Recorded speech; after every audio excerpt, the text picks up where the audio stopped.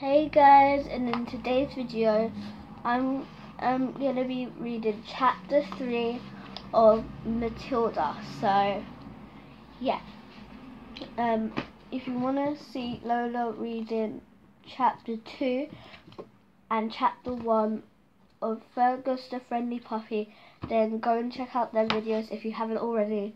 And if you want to see chapter 1 and 2 of Matilda, then go and check out the other videos on this channel as well. So let's get right on with the third chapter, which is called The Hat and the Super Glue. Okay, so the following morning, just before the father left for his beastly second-hand car garage, Matilda slipped into the cloakroom and got hold of the hat he wore each day to work. She had to stand on her toes and reach up as high as she could with the walking stick in order to hook the hat off the peg. And even then she just made it.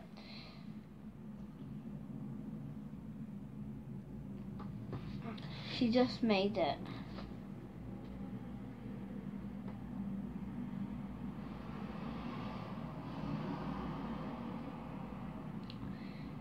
The hat itself was one of those flat top pot pie jobs with a jay's feather stuck in the hat band, and Mr. Wormwood was very proud of it. He thought it gave him a rakish, daring look, especially when he wore it at an angle with his loud check jacket and a green tie. Matilda, holding the hat in one hand and the thin tube of super glue in the other, proceeded to squeeze a line of glue very neatly all around the inside of the rim of the hat. Then she carefully hooked the hat back onto the peg with the walking stick. She timed this operation very carefully, applying the glue just as her father was getting up from the breakfast table. Mr. Wormwood didn't notice anything when he put the hat on, but when he arrived at the garage, he couldn't get it off. Super glue is very powerful stuff, so powerful that it would take your skin off if you pulled it too hard. Mr. Wormwood did not want to be scalped, so he had to keep the hat on his head the whole day long, even when putting sawdust in gearboxes and fiddling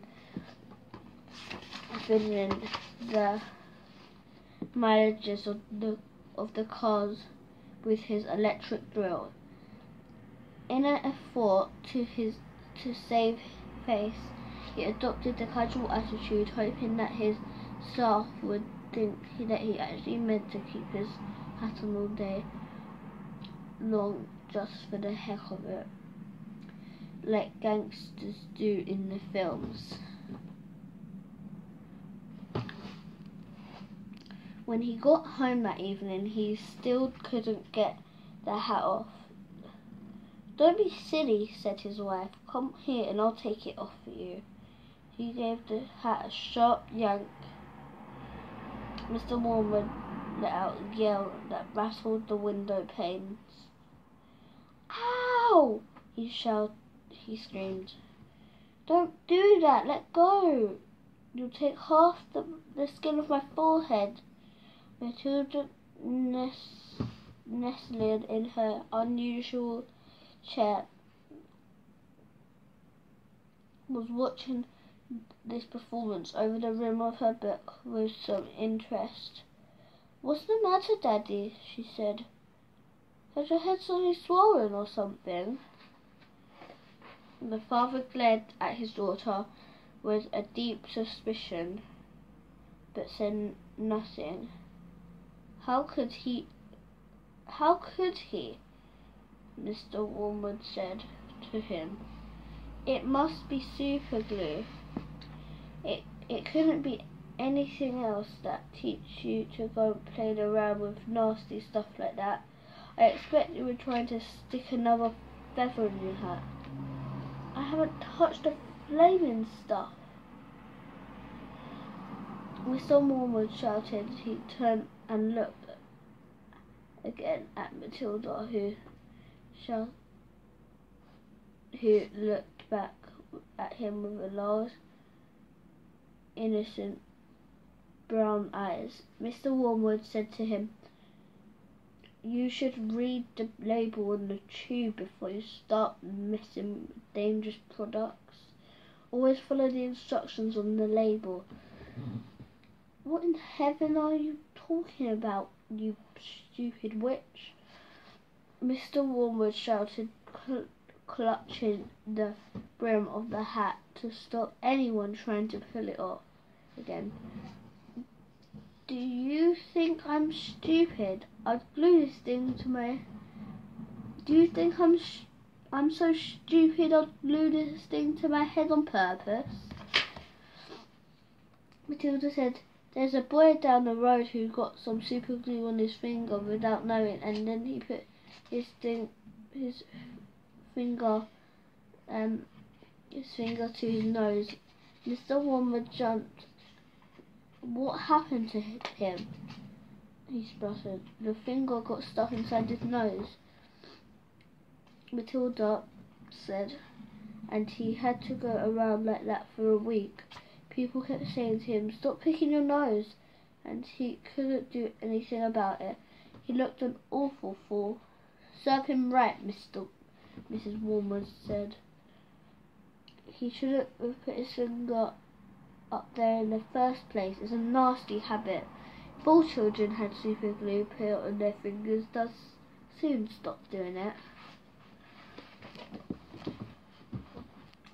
Matilda said, "Grown-ups do it too, Mummy. I saw you doing it yesterday in the kitchen." "There's quite enough from you," Mrs. Wormwood said, turning pink. Mr. Wormwood had to keep this hat on all through supper in front of the television.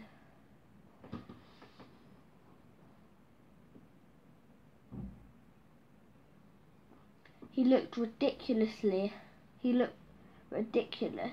and he stayed very silent when he went up to his bed. He tried again to get the thing off, and so did his wife, but it wouldn't budge. "How am I going to have a shower?" he demanded. "You'll just have to do without it, won't you?" his wife told him. And later on, as she watched her skinny little husband skulking around the bedroom in his purple striped pajamas with a pork pie hat on his head, she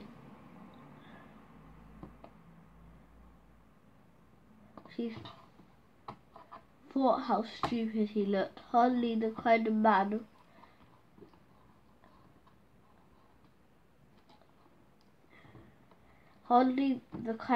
man a wife dreamed about, she told herself.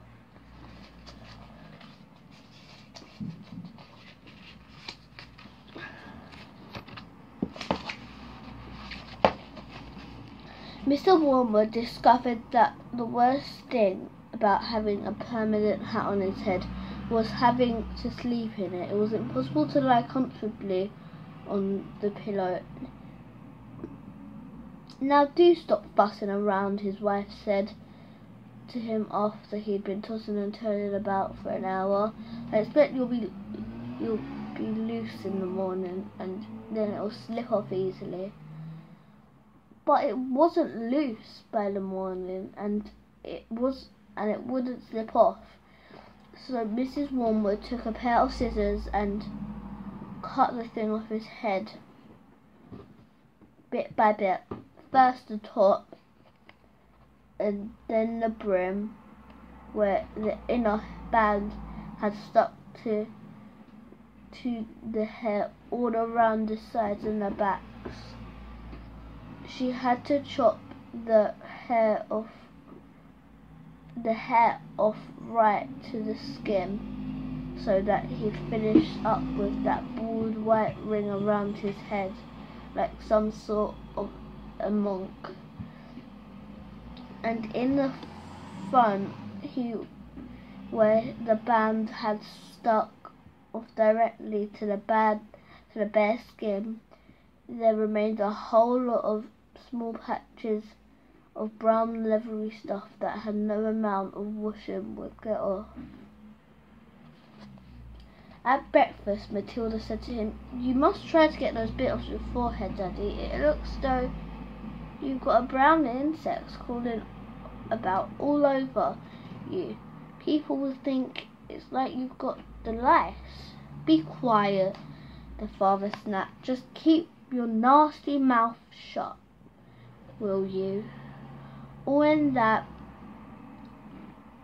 it was a most satisfactory exercise, but it was surely too much to hope that it had taught the father a permanent lesson.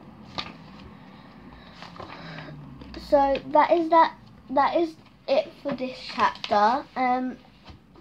Hope you enjoyed it. Remember to go and check out the other 2 videos on Matilda and Lola's video of Fergus the Friendly Puppies. So the next chapter is called The Ghost. So yeah, hope you enjoyed, and I'll see you next time. Bye guys.